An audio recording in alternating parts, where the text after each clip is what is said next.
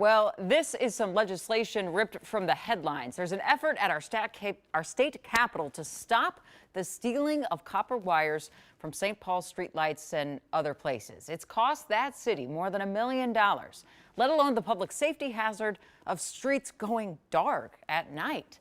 Now, this legislation would make it harder for people to buy and sell scrap copper wire without jumping through a bunch of hoops. John Croman has the report. People are stealing copper because a small number of businesses are looking the other way and not asking questions when they buy stolen copper. And that's fine. If they won't do it, we will. State Rep Athena Hollins of St. Paul is on a mission to keep her city lit at night, to turn back the tide of copper thieves ripping wiring out of streetlight fixtures. It's beyond property crime. Steve Wirtz and his dog were struck and killed Christmas Eve while crossing a street darkened by thieves. That was the moment that I realized that copper wire theft is more than a mere inconvenience or a perpetual infrastructure expense.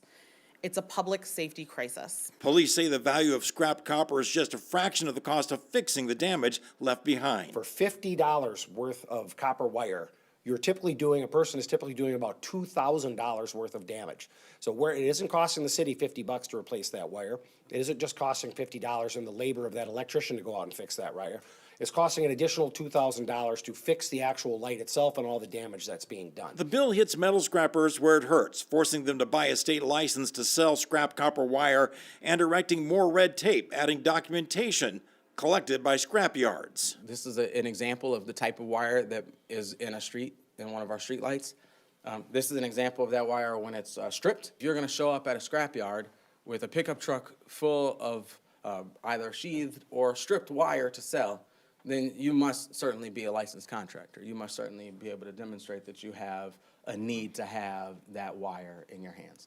That's something that's important for us. Electrical contractors licensed by the state would automatically be licensed to sell copper, and do-it-yourselfers could still give away leftover copper to recyclers, just not sell it. In the sense that it affects the entire chain backwards, in that if you get access to that, we make it monetarily worthless to you unless you have a legitimate reason to have it. During a committee hearing, the scrap metal industry warned that this legislation would merely chase the bad guys across state lines. Most criminals don't, they're not famous for having their paperwork in order.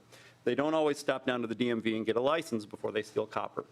And so the impact of this bill is to be that any of us. Copper theft bill passed the House Commerce Committee and is now headed to the Ways and Means Committee. Supporters say they feel hopeful about it making it through this year because it's patterned in large part after the catalytic converter crackdown bill the lawmakers passed last year, which, according to law enforcement, has been making a difference.